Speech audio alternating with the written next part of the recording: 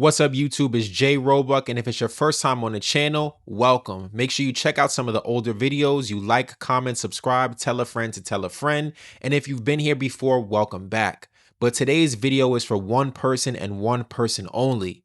That's G Herbo. And what I have to say to Herb is, I'm proud of you. Now, a lot of people won't say that because they only want to discuss rappers when it's time to talk about something negative. They only want to talk about Chicago rappers when it's time to talk about someone dying, someone getting a RICO, someone going to jail. That's the only time they want to cover these guys. They don't want to show love. They don't want to shed light in a positive way. But that is exactly why I'm here today. You see, I saw a video last night that's been on my mind all day. And I was compelled to do this because I felt like no one's really talking about it. Like I saw it on a Shade Room, but even the comments there weren't the most positive. So I said I have to do a video on it, even if it's 3 minutes, 5 minutes, or 10 minutes, because I need to bring more awareness to that. And that's exactly what I want to do on this platform, is spread positivity and look at the business moves and talk about music from a different perspective that's positive and not hateful. So that's what I'm here for. Now, you see, Herbo came out in 2014 with the debut project, Welcome to Phazoland. And in that same year, he also got a Nicki Minaj feature, which really skyrocketed his career, and he hasn't looked back since. That is 11 years of consistency. That's 11 years of building a fan base. That's 11 years of good music. And most of all, that is 11 years and many more years to come where he is alive, he is healthy, and he is taking care of his family. We have to discuss it because if we don't do it, who will? Now, I have to start by talking about what he survived and where he came from. So he survived Chicago, which, as you can see, many rappers don't. Many people who are affiliated with rappers don't make it. Rest in peace to Bezu, who got killed yesterday, like on camera. I don't even know if we have enough time in this video to name all of the people who have been lost from this era. But Herb is still here. One of the ways he survived was moving away and not looking back. And doing that has cost him a lot of relationships with his friends and people he grew up with. They've made videos taunting him, saying he left them behind, saying that he abandoned the neighborhood. But I don't believe in that because I know Herb does a lot of giving back to his area and to the people who he grew up with. So I can't really buy into that 100%. But being able to survive from that era is commendable because not a lot of people make it. It's either death or it's jail, especially when you are in a drill scene. The other thing that he survived are the social and emotional toll that all of these things take on you. I think he said he's lost over 50 friends throughout his life. That can easily break a person. He said that he used to go to church and went to a funeral with a gun on him. Like, that's not normal. I know we like to normalize these things if you come from a lower income community or from a low socioeconomic background, or you've came from the trenches and you survived something. We become normalized to it because that's what we grew up in. Those are the people who we've known since we were children, but that's not normal.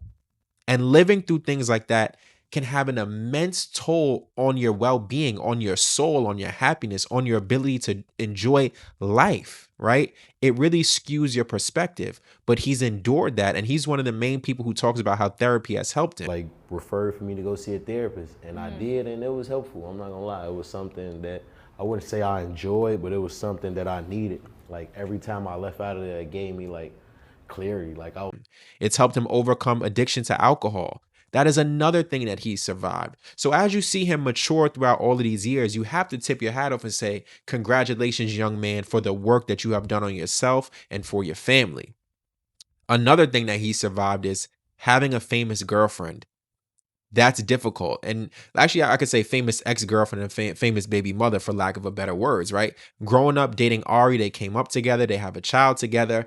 And it's hard dealing with someone who's very popular because, number one, a lot of people are attracted to her and make comments about it. So while you guys are together, you're dealing with those things.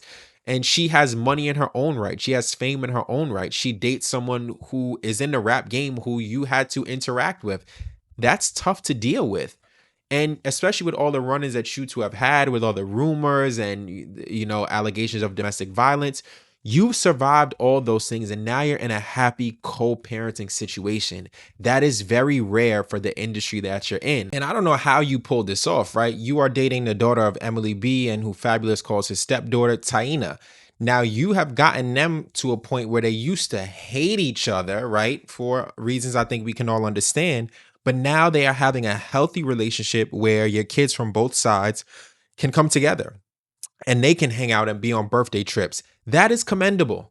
I don't know if I want to put it in the category of having game or being mature and being a man and handling business for your children, because that is the number one thing. So the fact that you have managed that, I tip my hat to you, because it's a difficult situation, especially when you're doing this all in the public light. That is extremely hard. So we have to commend you on that. So the fact that you've been able to manage all of these things and come out relatively unscathed and still be able to have a career, make money, and maintain healthy relationships, I'm proud of you, right? Now, I think the most important thing a man can do when they have children is be the best father possible and try to break generational curses. And I hear you talk about that all the time, how you never want your children to go through the things that you went through. And that is why I relate to you, because I feel exactly the same way. And I think it's important for all fathers out there to go out there and be responsible, because it's our job to help the next generation be better than we were.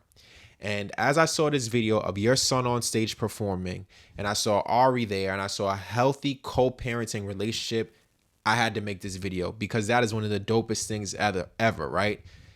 Being in the spotlight is hard. Having your child grow up in the spotlight is even harder. But to have your son out here saying positive things, doing positive things, being a great student, performing on stage, looking up to his dad, and doing that on the stage in front of thousands of people, I had to tip my hat. So this is a little bit different than a video than I normally make, but I hope you guys like it. I hope you enjoy it. Please watch it. And if you're able to take something from it, that will be the most important thing for me, is that you were able to learn something or impart something from this video into your own life. Make sure you like, comment, subscribe, continue to show love to the channel. I appreciate you all. Salute.